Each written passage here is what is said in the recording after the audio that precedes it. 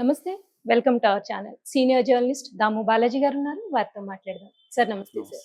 Sir నిన్న సంధ్యా థియేటర్‌లో ఒక విషాద సంఘటన జరిగింది. రేవతి అనే అమ్మాయి చనిపోయింది. సో దాని మీద అల్లు అర్జున్ మీద చాలా కేసులు ఆల్రెడీ పెట్టడం జరిగింది. దీని సందర్భంగా సినిమాటోగ్రఫీ మినిస్టర్ కోమటిరెడ్డి వెంకటరెడ్డి గారు ఒక సంచలనాత్మకమైన నిర్ణయం తీసుకున్నారు. ఏంటంటే బెనిఫిట్ షోస్ ని రద్దు చేయాలి అని.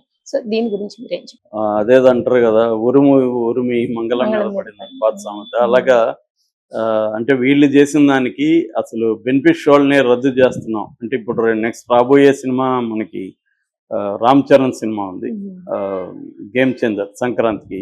బాలకృష్ణ సినిమా ఉంది, సో వెంకటేష్ సినిమా ఉంది. తెలుగులోనే 3 సినిమాలు ఉన్నాయి, తమిళ సినిమాలు కూడా ఉన్నాయి. తమిళ సినిమా పక్కన పెడితే తెలుగు సినిమా మూడింటికి కూడా బెనిఫిట్ షోలు అనేవి ఇంపార్టెంట్. ఎందుకంటే బెనిఫిట్ షోల రూపంలోనే ఒక పుష్ప 2కి 10 కోట్లు కలెక్ట్ అయింది. సో అంటే ఆ 10 కోట్లు ఇప్పుడు రెవెన్యూ పోతుంది కదా మిగతా సినిమాలకి. దీనికి ప్రధాన కారణం చేజేతులారా అల్లు అర్జున్ చేసుకున్న ఇదే అన్నమాట, నష్టమే. ఎందుకంటే మొన్న బెనిఫిట్ షో వేశారు. వేసిన రోజు ఈవినింగ్ సంధ్యా థియేటర్లో ఒక ఫ్యామిలీ వెళ్ళారు. భాస్కర్, రేవతి, వాళ్ళ 2 పిల్లలు శ్రీచేజ్ అండ్ సాన్విక. సో వెళ్ళి వాళ్ళు థియేటర్లో లోవర్ బాల్కనీలో కూర్చొని ఉన్నారు. కూర్చొని ఇంక సినిమా చూద్దాం అనుకుంటుంటే సడన్ గా కలకలం వచ్చింది. ఎంట్రీలో చూస్తే అల్లు అర్జున్ వస్తున్నాడు. అల్లు అర్జున్తో పాటు ఒక 30-40 మంది బౌన్సర్లు కావచ్చు, వాళ్ళ టీం అంతా వచ్చారు. దాంతోపాటు ఒక్కసారిగా ఫ్యాన్స్ వాళ్ళందరూ వచ్చేసారు. సో ఆ క్రౌడ్ అంతా, ఆల్రెడీ సినిమా థియేటర్ ఫుల్ అయింది, ఆ క్రౌడ్ అంతా వచ్చి మీద పడేసరికి జామ్ అయిపోయింది. ఆ జామ్లో ఈమె ఊపిరి తిరగలేదు. ఎందుకంటే ఆక్సిజన్ తగ్గిపోతుంది ఎప్పుడైనా, మనం కార్బన్ డైఆక్సైడ్ రిలీజ్ చేస్తాం కదా. సో క్లోజ్డ్ ప్లేసుల్లో సఫికేషన్ వచ్చేస్తుంది. ఈ సఫికేషన్లో ఈ ఊపిరి ఆడకుండా కింద పడిపోయింది. కొడుకు కూడా కింద పడిపోయాడు. ఈ లోపల ఈ విషయం తెలిసి పోలీసులు క్లియర్ చేసి వీళ్ళని బయటికి తీసుకెళ్ళి ఇదంతా టైము లాగ్ అయిపోయింది. దాంతో ఆమె చనిపోయింది. ఆ బాబు ఇప్పుడు కోమాలో ఉన్నాడు.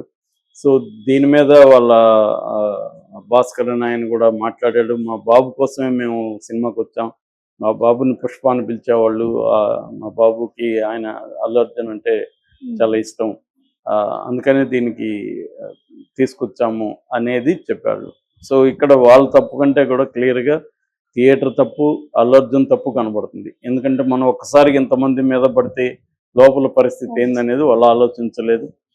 పోలీసులకు కూడా సరిగ్గా ఇన్ఫర్మేషన్ ఇవ్వలేదని డీసీపీ, సెంట్రల్ జోన్ డీసీపీ పోలీసులకు సరైన ముందస్తు సమాచారం ఇవ్వలేదు. పోలీసుల వైపు నుంచి తప్పు లేదని, కానీ పోలీసుల వైపు నుంచి కూడా తప్పు జరుగుతుంది కనిపిస్తుంది. ఎందుకంటే అక్కడ ఆల్రెడీ పోలీసులు సెక్యూరిటీ ఉన్నప్పుడు వాళ్ళు ఆపుండాలి వీళ్ళని. మరి అక్కడ ఏం జరిగిందో మనకి తెలియదు, మనం బయట నుంచి చెప్పడం తప్ప కరెక్ట్గా ఎగ్జాక్ట్గా తెలియదు. వాళ్ళైతే పోలీసులు తప్పు లేదంటున్నారు. అల్లు అర్జున్ది టీంది తప్పు, తర్వాత మేనేజ్మెంట్ది కూడా తప్పు. మేనేజ్మెంట్ ఇలాంటివి అనేక సార్లు చూస్తుంటుంది. చూసినప్పుడు మేనేజ్మెంట్ దీన్ని ఆపుండాలి. ఇలా వెళ్ళడానికి కుదరదు, మీరు ఏదో 4-5 లోపలికి వెళ్ళండి అని చెప్పాలి. లేదు ముందుగానే అన్ని టికెట్లు ఇచ్చి ఉండకూడదు, ఖాళీ చేయించాలి. అంటే ఒక పక్కేమో బెనిఫిట్ షోకి 800 పెట్టి టికెట్లు అమ్ముకోవాలి, మళ్ళీ అల్లు అర్జున్ దాంట్లోకి వస్తే ఆ క్రౌడ్ ఎలా ఉంటుంది. సో ఇది ఎవరు కూడా ప్లానింగ్లో ప్రాబ్లం కనబడుతుంది, ఒక నిర్లక్ష్య ధోరణి కనబడుతుంది. సో అందుకని ఇప్పుడు దాని మీద అల్లు అర్జున్ సెక్యూరిటీ మేనేజర్ మీద, తర్వాత థియేటర్ యాజమాన్యం మీద బిఎన్ఎస్ చట్టం కింద 105, 118 కింద కేసులు పెట్టారు. ఈ 2 కేసుల్లో 105 ఏం చెప్తుందంటే మరణానికి కారణం, హత్య కాదు కానీ ఒక వ్యక్తి మరణానికి కారణం అనేది ఉంది. 5 నుంచి 10 ఏళ్ళు జైలు శిక్ష పడే అవకాశం ఉంది. నాన్ బెయిలబుల్ కూడా. పోలీసులు కానీ సీరియస్గా అనుకుంటే అల్లు అర్జున్ని వాళ్ళ టీంని అరెస్ట్ చేసే అవకాశం ఉంది, కానీ మరి చేస్తారో లేదు చూడాలి. అయితే గవర్నమెంట్ దీని మీద స్పందించింది. కోమటిరెడ్డి వెంకటరెడ్డి ఆయన సినిమాటోగ్రఫీ మినిస్టర్, ఆయన స్పందించి అసలు బెనిఫిట్ షోల్ని రద్దు చేస్తామని ఆయన ప్రకటించాడు. నిజానికి ఇది బెనిఫిట్ షోల్ని రద్దు చేయడం అనేది పరిష్కారం కాదు. దీని పట్ల జాగ్రత్తలు బెనిఫిట్ షో రద్దు చేస్తే రెగ్యులర్ షోలకు కూడా వెళ్ళొచ్చు కదా ఈయన కావాలనుకుంటే. అది కాదు ఇక్కడ సమస్య. కాకపోతే ఏదో ఒక చర్య తీసుకోవాలి కాబట్టి బెనిఫిట్ షోలను రద్దు చేస్తామని ఆయన ప్రకటించారు. ఆయన ప్రకటించాల్సిందేంది, దీని మీద విచారణ జరిపి నిర్దిష్టంగా చర్య తీసుకుంటా అనాలి. అలాగే చనిపోయిన వాళ్ళ ఫ్యామిలీకి ఏమైనా ఎందుకంటే వాళ్ళది పెద్ద రిచ్ ఫ్యామిలీ లాగా ఏం కనబడలేదు. సో కొంత హెల్ప్ చేయాలి. ఇది ప్రభుత్వం వైపు నుంచి చేయాల్సింది. కానీ బెనిఫిట్ షోలను రద్దు చేస్తామని ఆయన ప్రకటించారు. అంటే బెనిఫిట్ షోల మీద కూడా విమర్శ ఉంది. ఎందుకంటే ఒకప్పుడు బెనిఫిట్ షోలు అంటే దాంట్లో వచ్చే డబ్బులు ఏదో ఒక సామాజిక సేవా కార్యక్రమాలకి ఖర్చు పెట్టేవాళ్ళు. ఇవాళ అది కూడా అడిషనల్ ఇన్కమ్గా ప్రొడ్యూసర్లు తీసుకోండి. ఎందుకంటే ప్రొడక్షన్ కాస్ట్ విపరీతంగా పెరిగిపోయింది, హీరోల రెమ్యునరేషన్ విపరీతంగా పెరిగిపోయింది.